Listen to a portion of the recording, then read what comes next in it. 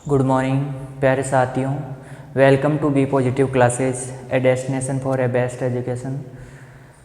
आप लोगों का बहुत बहुत हार्दिक स्वागत है हमारे YouTube channel be positive classes पर। ठीक है, अब यहाँ पर हम बायोस्टैटिक्स पढ़ रहे थे और बायोस्टैटिक्स में आज हम पढ़ेंगे बारंबारता वितरण। क्या पढ़ेंगे? बारंबारता वितरण।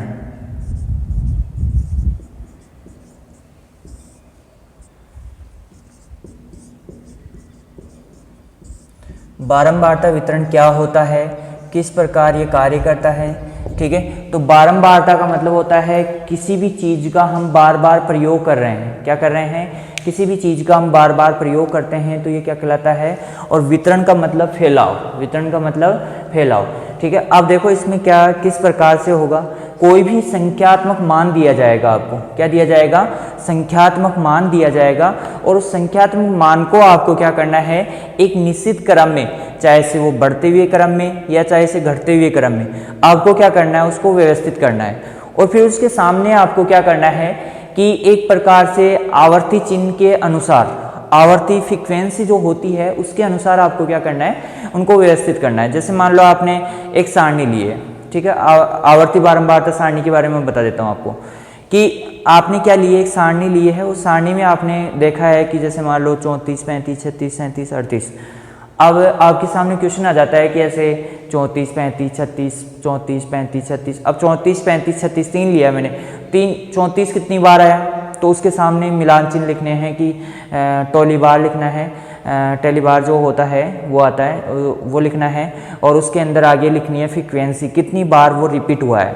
मतलब 34 कितनी बार रिपीट हुआ है, 36 कितनी बार रिपीट हुआ है, एक बार हुआ तो एक बार, दो बार हुआ तो दो बार, तीन बार हुआ तो तीन बार। तो यह आवर्ती बारंबारता होती है।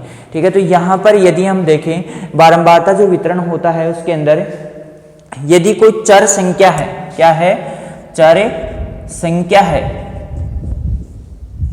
क्या है? संख्या है, चर संख्या है या मद है, कोई मद है, चर संख्या या मद। देखो यहाँ पर ध्यान रखना, चर संख्या क्या होती है इसके बारे में हम चर्चा करेंगे। चर संख्या दो प्रकार की होती है, एक होती है लगातार आने वाली और एक होती है टूट टूट कर। एक तो कॉन्टिन्यूसली होती है और एक होती है डिस्क्रेट होती है। डिस्क्रेट का मतलब होता है कि जैसे मान लो एक आ गया, फिर 4 आ गया, 5 आ गया, फिर ऐसे इसी प्रकार से 1, 2, 3, 4, 5, 6, 7, 8। तो ये तो क्या होता है? डिस्क्रेट होता है। डिस्क्रेट का मतलब होता है कि टूट टूट कर, मतलब एक आ गया, एक के बाद में 2, 2 के बाद में 3, ऐसे आ गया। अब इसी चीज़ को मैं देखो 1 से 2, 2 से 3, यहाँ पर टूट रहा है कि किसी प्रकार का कोई फ्लो नहीं टूट रहा है, यहाँ पर किसी प्रकार का कोई फ्लो टूट नहीं रहा है। तो इसका मतलब यहाँ पर ये किस प्रकार की हो गई, आपकी कॉन्टिन्यूस प्रकार की, और ये कौन सी हो गई? डिस्क्रेट प्रकार की क्या हो गई? बारंबारता वाली सारणी हो गई। ठीक है, तो यहाँ पर जो चर संख्या या मद होते हैं, चर संख्या या मदों के अनुरूप क्या करना है, आंकड़ों का वर्गीकरण, और आंकड़ों का क्या करना? वर्गीकरण करना, और उसके अनुरूप उसका क्या करना? आंकड़ों का निष्कर्ष निकालना।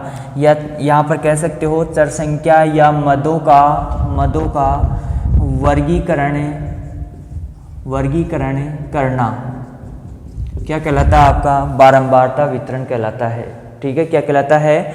बारंबारता वितरण कहलाता है। चर संख्या या मदों का वर्गीकरण करना या क्या कहलाता है इसके अंदर, जिसके अंदर क्या होता है कि आपकी चर संख्याएं हैं या मद है तो उनका वर्गीकरण करना ही क्या कहलाता है? बारंबारता वितरण कहलाता है। अभी मैंने आपको बताया था क्वेश्चन कि जैसे मान लो 1 आ गया, 2 आ गया, 3 आ गया, 1 आ गया, 4 आ गया, 2 आ गया, 3 आ गया। अब देखो इसके अंदर किस प्रकार से कौन सी संख्या रिपीट हुई है। तो यहाँ पर 1, 2, 3, 4, 5, 5 तो है ही नहीं, तो 4 तक है, 4 लिख लिया हमने। अब इसके बाद में आपको देखना है कि ये कितनी बार, टेली बार जो होता है उसके अंदर लिखना है आपको टेली बार, दिख तो रहा है ना आपको। ठीक है, टेली बार, और टेली बार है इसके अनुसार आपको क्या करना है, एक कितनी बार है, 1, 2 बार, तो 2 बार आपको क्या करना है, इस प्रकार से लगाना है। ठीक है, इसके बाद में आपको क्या करना है, यहाँ पर 2 देखना है, 2 कितनी बार आ गया, 2 बार आ गया, 3 भी 2 बार आ गया, तो 2 2 बार लिख दो इसको, ये 2 बार, ये 2 बार। अब मान लो 5 बार आ जाता है तो क्या करते हैं आप कि 1 2 4 तो ये हो गए, एक ये 5, ठीक है। यदि ये 6 बार आता तो ये 4 1 5 तो ये हो गया, और एक ये हो गया, 6 हो गया, ठीक है। यदि 7 बार आता या 8 बार आता तो 8 बार देखो कैसे लिखते हैं, या 10 बार आता तो 1 2 3 4 हो गया, 2 3 4, ये लो ये 10 बार हो गया। 11 बार होता तो आगे फिर से स्टार्ट कर देते हैं, इस प्रकार बढ़ते जाते हैं। ये टेली बार होता है, टोली बार सॉरी, तो टोली बार होता है, इस प्रकार से इसका प्रयोग किया जाता है, ठीक है। तो यहाँ पर चर संख्याएं हैं। अब चर संख्याएं क्या होती है इसके बारे में जानकारी प्राप्त करते हैं। तो यहाँ पर हम बात कर रहे हैं कि ऐसी संख्याएं, चर संख्याएं क्या कहलाती है, ऐसी संख्याएं जिनका मान निरंतर बढ़ता रहता है या निरंतर क्या रहता है आपका परिवर्तित होता रहता है। तो चर संख्याएं यहाँ पर लिख सकते हो आप। चर का मतलब क्या होता है कि ऐसी संख्याएं, क्या हो गया यहाँ पर, क्या होगा इसका मतलब क्या होगा, ऐसी संख्याएं जिनका मान निरंतर, ऐसी संख्याएं जिनका मान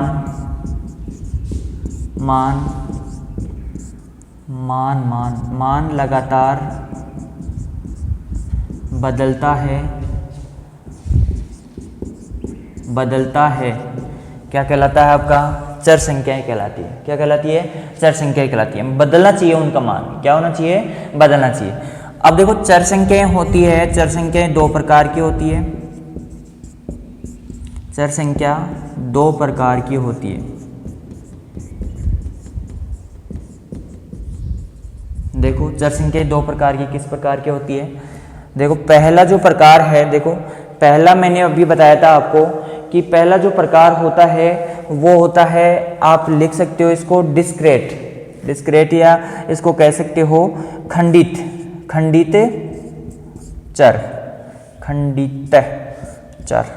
चर। और दूसरा जो होता है वो हो जाएगा आपका अखंडित चर। इसको बोलते हैं डिस्क्रेट, इसको बोलते हैं कॉन्टिन्यूअस,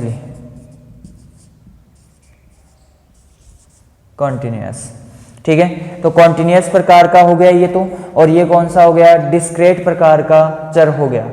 अब खंडित प्रकार का चर मतलब इसको क्या कहेंगे, यहां पर आप लिख सकते हो कि इसके अंदर क्या होता है, जो चर के मान होते हैं वो लगातार परिवर्तित तो होते रहते हैं, लेकिन उनको पूर्णांकों में प्रदर्शित करना होता है। किस में प्रदर्शित करना होता है, पूर्णांकों में प्रदर्शित किया जाता है।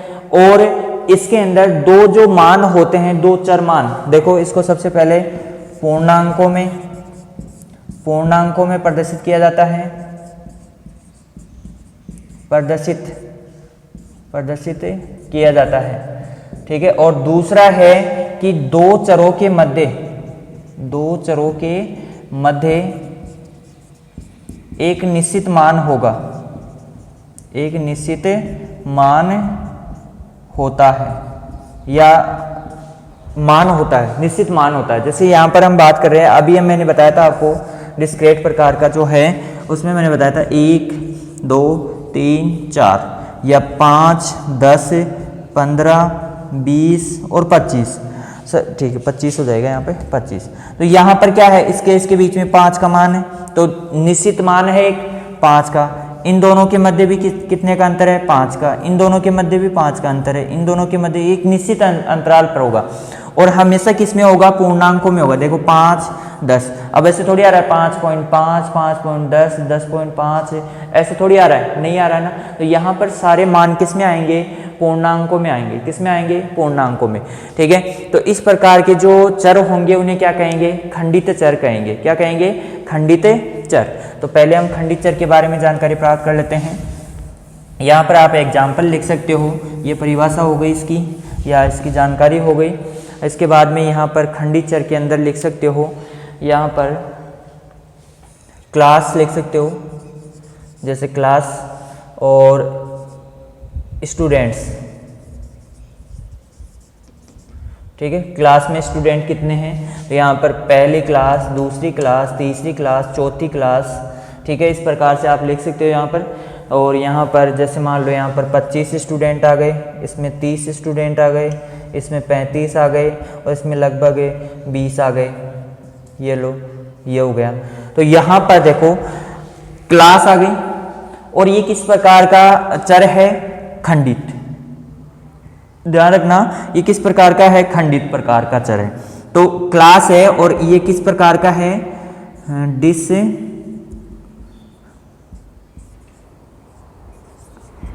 डिस्क्रेट प्रकार का क्या है? चर है। क्या है? चर है। डिस्क्रेट प्रकार का चर या मद कह सकते हो इसको, ठीक है। तो ये डिस्क्रेट प्रकार का चर या मद कहलाता है, ठीक है। इसके बाद में हम देखते हैं यहाँ पर कि देखो चर संख्याएं क्या होती है? ऐसी संख्याएं जिनका मान लगातार बदलता रहता है, ये तो क्या कहलाती है? चर कहलाती है। तो यहाँ पर मान बदल रहा है, नहीं बदल रहा है? बदल रहा है, ठीक है। तो चर संख्याएं दो प्रकार की होती है। कितनी प्रकार की? दो प्रकार की। एक होती है खंडित चर और एक होती है अखंडित चर। तो यहाँ पर डिस्क्रेट प्रकार की जो चर होगी उसमें हमेशा मान किसमें? पूर्णांकों में प्रदर्शित होगा एक तो, और दूसरी चीज इसके दो चरों के मध्य एक निश्चित मान होगा। दो चरों के मध्य क्या होगा? निश्चित मान पाया जाएगा। जैसे हम बात कर सकते हैं डिस्क्रेट का एग्जाम्पल यहाँ पर लिख सकते हो, डिस्क्रेट क्लास 1 2 3 4 और यहाँ पर स्टूडेंट्स का नंबर हो गया, स्टूडेंट्स नंबर लिख सकते हो, स्टूडेंट्स नंबर, या फिर आप कह सकते हो स्टूडेंट्स संख्या कह सकते हो। तो 25 30 35, देखो पहली क्लास में 25 स्टूडेंट है, जैसे आपकी स्कूल में या कॉलेज में या क्लास में कहीं पर भी होता है या कंपटीशन की क्लास में, तो वहाँ पर ऐसी class first second third fourth ऐसे चलती रहती है। तो उसके अंदर आपने देखा होगा स्टूडेंटों की संख्या अलग अलग पाई जाती है, सभी में सेम प्रकार की भी नहीं पाई जाती है, ठीक है। अब इसी प्रकार से हम देखेंगे कंटिन्यूअस प्रकार की जो चर है या अखंडित चर है। कौन सी है? अखंडित चर। अखंडित लगा देता हूं इसको, अखंडित कॉन्टिन्यूअस। इनके मान पूर्णांकों में नहीं होते हैं। इनके मान क्या नहीं होते हैं? पूर्णांकों में नहीं होते हैं। यहां पर पूर्णांकों में हो भी सकते हैं और नहीं भी हो सकते हैं, ठीक है। तो इनके मान पूर्णांकों में नहीं होते हैं, नहीं होते हैं, या फिर पूर्णांकों में हो भी सकते हैं। पूर्णांकों में हो भी सकते हैं या नहीं भी हो सकते हैं। जैसे पूर्णांक क्या होता है? जैसे 5.5, ये पूर्णांक नहीं है। क्या नहीं है? पूर्णांक नहीं है। यहाँ पर 5 6 7 8 ये क्या है? पूर्णांक है, ठीक है। तो इस प्रकार से तो पूर्ण अंक में नहीं होते हैं या हो भी सकते हैं, या हो भी सकते हैं, दोनों चीजें होती हैं, ठीक है। और इनके मध्य क्या होता है? एक निश्चित मान नहीं पाया जाता है। जैसे इनमें निश्चित मान पाया जा रहा है, इन दोनों के बीच में एक का अंतर है, इन दोनों के बीच में भी एक का अंतर है, इन दोनों के बीच में भी एक का अंतर है। तो इसमें क्या होता है कि दो चरों के मध्य मान होता है, उनमें किसी प्रकार का कोई अंतर नहीं पाया जाता है। अंतर क्या होता है? शून्य होता है। जैसे हम यहाँ पर डिस्क्रीट या कंटिन्यूअस प्रकार की जो है वो बना सकते हैं, ठीक है। तो यहाँ पर कंटिन्यूअस प्रकार की बनाते हैं सारणी, एग्जाम्पल बताते हैं आपको। तो आपको ध्यान रखना है कि जो अखंडित प्रकार का है, कंटिन्यूअस प्रकार का जो चर है, उसमें किस प्रकार की सारणी निर्मित होगी या टेबल बनेगी, ठीक है, और किस प्रकार के आंकड़े हमें प्रदर्शित करने हैं। तो आपको आगे जाकर यही ध्यान रखना है कि ये खंडित है या अखंडित है। खंडित है तो किस प्रकार से बनेगी, अखंडित है तो किस प्रकार से इसको निर्मित किया जा सकता है। तो यहाँ पर अखंडित प्रकार की है, उसके अंदर एग्जाम्पल देखते हैं। इसके मान हमेशा पूर्णांकों में हो भी सकते हैं और नहीं भी हो सकते हैं। उसके हमेशा पूर्णांकों में ही होंगे। इसके मान किसमें? पूर्णांकों में हो भी सकते हैं और नहीं भी हो सकते हैं। और इसको प्रदर्शित करने के लिए हमें क्या, किसी प्रकार का कोई दो संख्याओं के मध्य किसी प्रकार का कोई अंतर नहीं पाया जाता है, ठीक है। तो यहाँ पर अखंडित चर लिख सकते हैं, और अखंडित चर के अंदर यहाँ पर एग्जाम्पल इस प्रकार से सारणी बना लीजिए। इस प्रकार से सारणी बना ली होगी आपने, और यहाँ पर लिख सकते हो आप, यहाँ पर देखो ये सारणी बना लिया आपने, सबने बना ली होगी, बना लीजिए जल्दी से, ठीक है। और यहाँ पर आप लिख सकते हो भार लिख सकते हो, वेट लिख सकते हो। वेट किसका? स्टूडेंट का। और नंबर ऑफ स्टूडेंट लगा सकते हो यहाँ पर, नंबर ऑफ स्टूडेंट, विद्यार्थियों की संख्या लिख सकते हो। हिंदी में लिखो तो विद्यार्थियों की संख्या लिख सकते हो यहाँ पर, ठीक है, विद्यार्थियों की संख्या लिख सकते हो। जैसे मान लो यहाँ पर भार, अब भार क्या हो सकता है, किस प्रकार से आ सकता है, जैसे मान लो आपका भार आ गया, जैसे मान लो आपको कह दिया जाए कि 30 से लेकर 90 तक, 30 से लेकर 90 तक, और प्रत्येक जो होगा उसके मध्य होगा 10 का अंतर। कितने का अंतर होगा, 10 का। तो आपको क्या करना है, इसमें सूत्र चलता है कि अधिकतम संख्या को योग करो और न्यूनतम संख्या को योग करो, सॉरी अंतर करो, और इसके मध्य इसके नीचे किसका भाग दे दो, जो अंतर है उसका। यहाँ पर कितने बच गया, 60, 60 में भाग दे दो 10, कितनी रो पंक्तियों की संख्या 6 बनेगी यहाँ पर, ठीक है। तो ये अलग चीज़ है, ठीक है, ये बाद में पढ़ेंगे हम। तो यहाँ पर यह अधिकतम और न्यूनतम मान का जो सूत्र है वो हम बाद में निकालेंगे। पंक्तियों की संख्या कितनी निकालनी है, कैसे बनानी है सारणी, वो सीखेंगे। यहाँ पर देख लो, जैसे मान लो 20 से 30, 20 से लेकर 30 किलोग्राम भार, किलोग्राम में है, ठीक है। यहाँ पर कितने विद्यार्थी है वो बाद में देखेंगे। 30 से 40, यहाँ पर किसी प्रकार का कोई गैप लग रहा है, नहीं लग रहा है। 20 से 30, 30 से स्टार्ट हो गया वापस से, 30 से 40, 40 से 50, 50 से 60, 60 से 70, ठीक है, इस प्रकार से। और अभी मैंने पंक्तियों की संख्या निकाली थी, तो पंक्तियों की संख्या वो निकाल सकते हो आप उस सूत्र के आधार पर, वो बाद में पढ़ेंगे हम, ठीक है। अब मान लो 20 से 30, 30 से 40, 40 से 50, यहाँ पर 25 स्टूडेंट हो गए, यहाँ पर 20, यहाँ पर 10, यहाँ पर 5, यहाँ पर 3, ठीक है। तो ये इस प्रकार से क्या हो गया, इसके विद्यार्थियों की संख्या हो गई। तो इस प्रकार से हम क्या कर सकते हैं कि अखंडित चर के द्वारा सारणी निर्मित कर सकते हैं, बारंबारता को प्रदर्शित कर सकते हैं। बारंबारता कैसे, जैसे मान लो 20 से 30 किलोग्राम भार के मध्य कितने स्टूडेंट आ गए, 25, 30 से 40 में 20, क्योंकि आपको पता ही है हल्के ज़्यादा पाए जाते हैं, भारी कम पाए जाते हैं। तो भारी को मैंने कम लिखा है और हल्कों को ज़्यादा लिखा है। हल्के जानते हो, हाँ, वजन में कम, उड़ने वाले होते हैं, कहीं आंधी तूफान आ जाए तो उड़ जाएंगे, है ना, ऐसे स्टूडेंट होते हैं। खाना तो खाते नहीं है और ऐसे होते हैं मेरी तरह। 20 से 30 किलोग्राम, 30 से 40, 40 से 50। ध्यान रखना दोनों चीज़ें अलग अलग है, जो दोनों बारंबारता सारणियाँ बनी हैं वो दोनों ही अलग है। देखो खंडित अलग होता है, अखंडित अलग होता है, ठीक है। तो इस प्रकार से हम दो प्रकार की जो चर है उनके बारे में यहाँ पर पढ़ चुके हैं। अब आशा करता हूँ कि आपको पूर्ण रूप से समझ में आ गया होगा, ठीक है। इसके बाद में जो अगला टॉपिक है वो है आपका, यहाँ पर आप लिख सकते हो खंडित बारंबारता सारणी या आवर्ती वितरण सारणी। खंडित बारंबारता सारणी,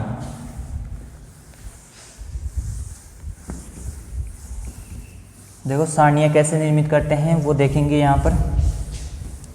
खंडित बारंबारता सारणी, खंडित बारंबारता सारणी। तो यहाँ पर मैं खंडित और चिपका दूँ, खंडित बारंबारता सारणी या वितरण सारणी भी कह सकते हो। खंडित बारंबारता वितरण सारणी और लगा दो इसके, और या फिर सारणी कह दो, चलो सारणी लिख देते हैं यहाँ पर, कोई बात नहीं है। सारणी या आवर्ती बारंबारता,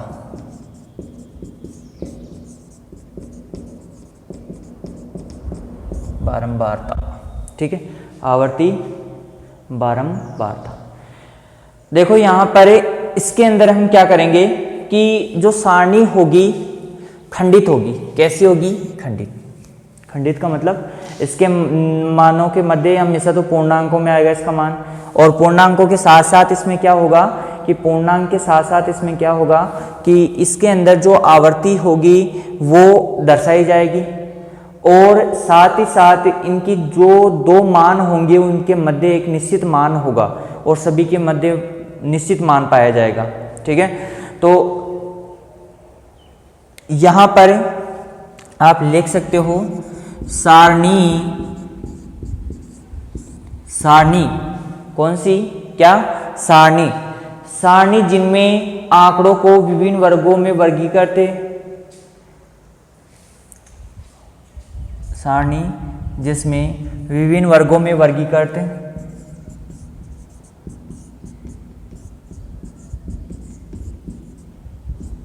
वर्गों में वर्गीकृत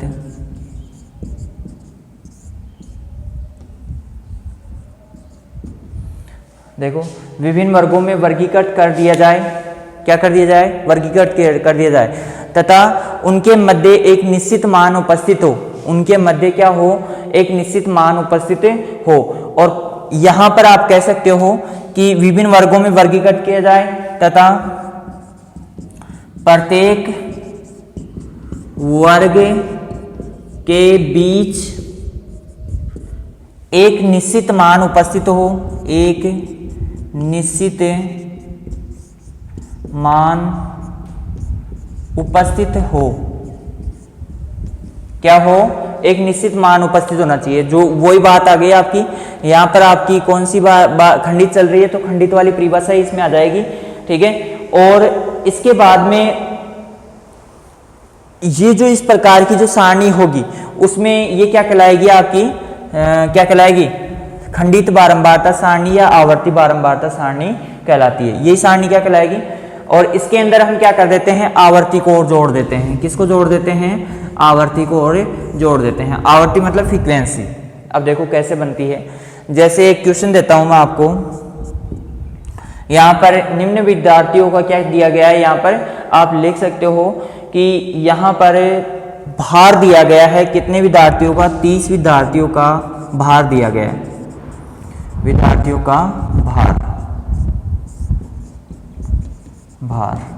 अब मैं इस भार को बाद में लिखूंगा, पहले मैं थोड़ा सा साफ कर लेता हूं इसको। सॉरी सॉरी सॉरी, ये अनैच्छिक क्रियाएं हैं, इनको हम रोक नहीं सकते चाह कर भी। अब मैं इनके विद्यार्थियों के भार हैं वो ऊपर लिख देता हूँ। यहाँ पर भार लिख सकते हो आप 30, 35, 40, 42, 42, 31, 33, 35, 31, 32, 30, 20 नहीं, सॉरी, इसमें कर सकते हो आप, कितने हो गए, 2, 3, 4, 5, 6, 7, 8, 9, 10 हो गए, ठीक है। 10 की 3 लाइनें बना देते हैं, ठीक है। यहाँ पर इस प्रकार से आपकी 50, 58, 30, 35, यहाँ पर आ जाएगा आपका 32, 55, 50, 30,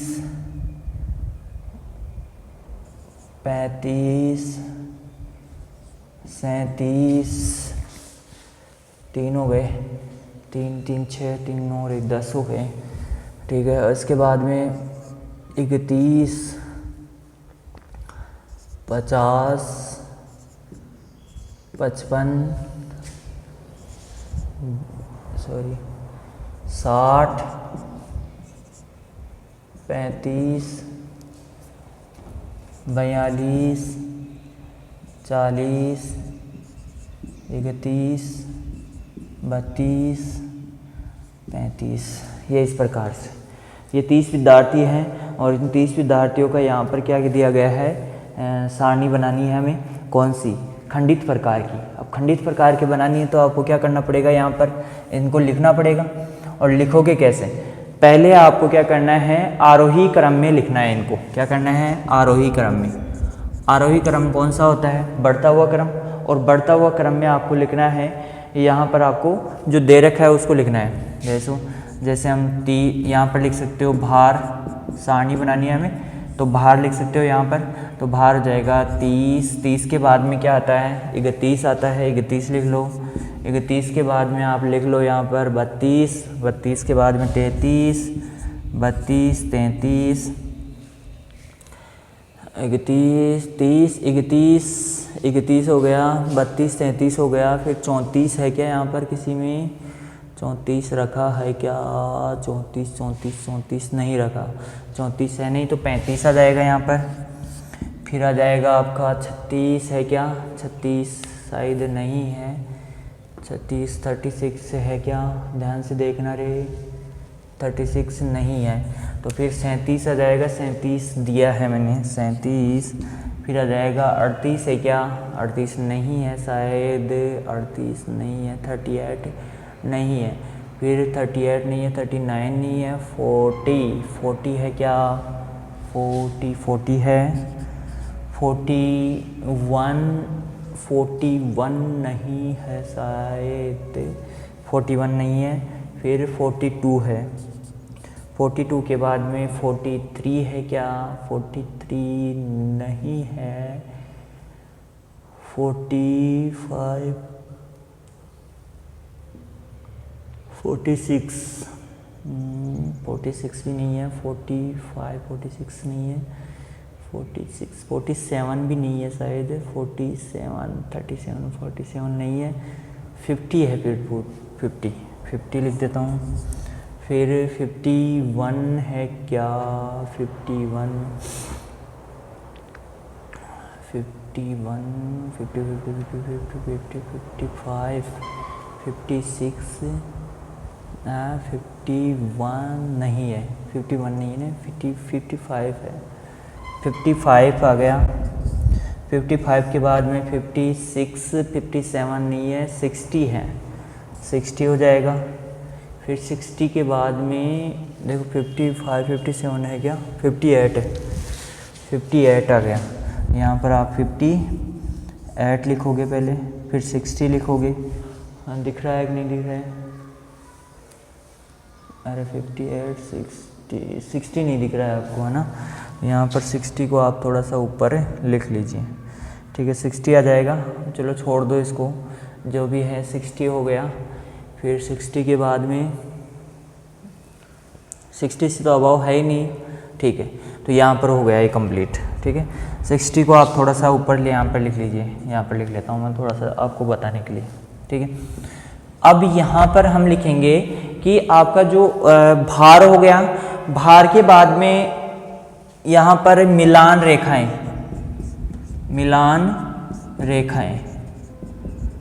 मिलान रेखाएं कैसे खींचते हैं, देखो यहाँ पर 30 है सबसे पहले 30 है, 30 के अंदर हम देखेंगे 30 कितनी बार है, 1 2 3 4 बार, तो 1 2 3 4, ये 4 मिलान रेखाएं हो गई। फिर यहाँ पर आप लिख सकते हो आवर्ती, फ्रीक्वेंसी, आवर्ती लिख सकते हो कितनी बार आई है, आवर्ती के बाद मतलब ये कितनी बार आया है, ठीक है। यहाँ पर आवर्ती आप लिख सकते हो, फ्रीक्वेंसी कितनी बार आया ये 4 बार, तो ये 4 बार आवर्ती बाद में लिख देंगे एक साथ ही, पहले 31 को देखते हैं, 1 2 3 4 बार, 1 2 3 4 बार, ठीक है। फिर इसके बाद में 32 कितनी बार आया है, यहाँ से स्टार्ट करते हैं, 32 1 32 2 3 बार, तो 1 2 3, ठीक है। 33 आया है कितनी बार, 33 1 1 1 1 1 1 1 1 35, देखो ध्यान से देखना इसको, इस प्रकार से चल रहा है ये क्रम, थोड़ा सा ये कर देता हूँ मैं आपके लिए, ऊपर कर रहा हूँ इसको थोड़ा सा, ये 3 बार, ये 1 बार, ये 4, ठीक है। 35 देखो रे, 35 देखो, 35 कितनी बार है, 1 2 3 4 5 6, तो 1 2 3 4 5 और 1 6, ठीक है। क्रम मैंने बताई दिया आपको किस प्रकार करना है। 37 कितनी बार आया है, देखो काउंट करो, ये हो गया 37 की बात कर रहे हैं हम, 37 1 बार है शायद, 1 37 1, तो 1 हो गया। 40 है क्या, 40 है एक, 40 है एक, यहाँ पर 41, 40, 40, 42, 40 नहीं है, 2 बार 1 2, 42, 42 कितनी बार है रे? 42 शायद 1 और 2 बार है 42, 2 बार 42। 50 कितनी बार है रे? अरे 50 कितनी बार है? 1 2 3 बार, 1 2 3। 55, 55 कितनी बार है रे? 55 ये हो गया ना, 35 ये भी हो गया। 55 यहाँ पर 1 2 बार, तो 1 2 हो जाएगा। 58 हो जाएगा, 58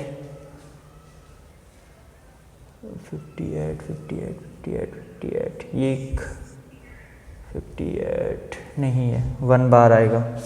और 60 कितनी बार आएगा रे? यहाँ पे 60 भी आप लिख सकते हो, 60 का यहाँ पे लिख देता हूँ मैं। 60 कितनी बार है?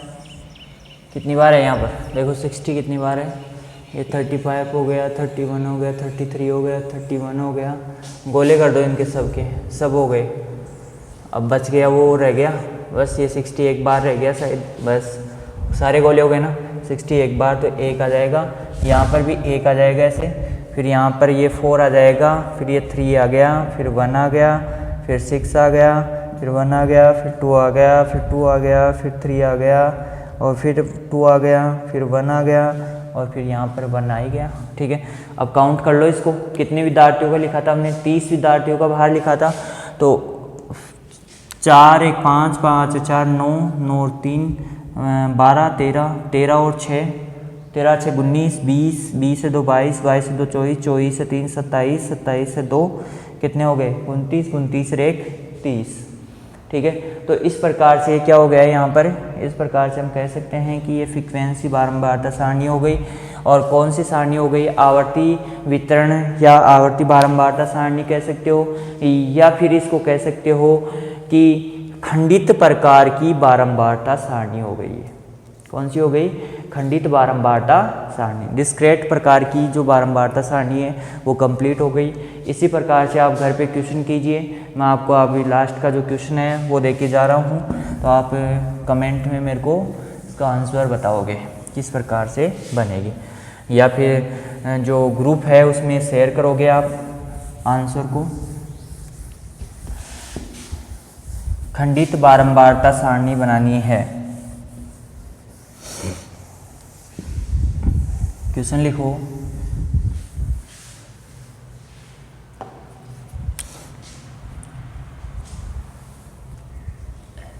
एक कक्षा में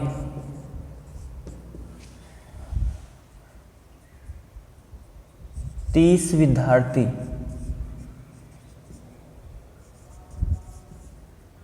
30 विद्यार्थियों का गणित में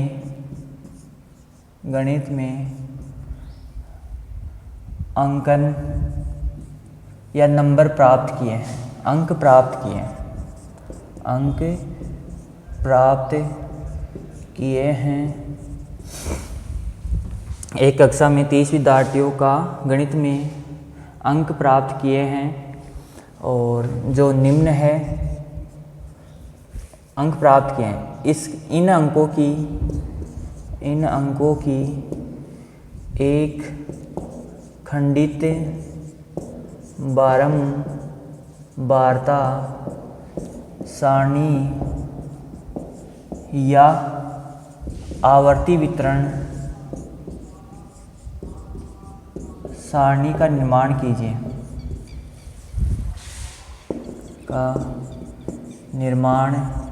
कीजिए या बनाइए।